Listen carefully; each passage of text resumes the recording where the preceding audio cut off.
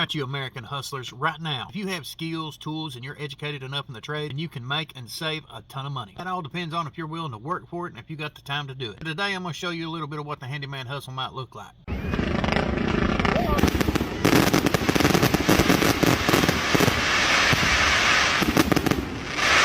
Now, once again, like on many of my other videos, I started my day by repairing and replacing a hot water tank. Now, I inspected this one the day before and I returned the next morning to replace it. I basically grabbed my cobalt tubing cutter, disconnected the pipes, drained it out, installed the new one. This time around, I did use my Irwin adjustable wrench to tighten down all the new fitting, and the Ridgid Pro Press did all the rest. Let me tell you something about this Pro Press. This thing has paid for itself 5 times over. It's easy to use, works fast, saves time and money, and it easily fits inside of nice tight spaces. How this one was real easy to replace. I filled it up, checked for leaks, adjusted the thermostat. I headed outside to strip down the old one and salvage any of the spare parts I could before heading to the next call. On this one, I didn't get very much footage of the actual service call itself. That's because the location is on a property where they don't really want you recording certain things. Besides that, this was one of those calls that turned out to be a filthy mess. It's in a ginormous apartment building. This place has got old cast iron pipes running from top to bottom. As you can see from that bathtub right there, the sewage has backed up and officially flooded this apartment. So they required several different wet dry vacs, augers, and a wrench for the clean out. Thankfully, this place actually has a plumbing company that's converting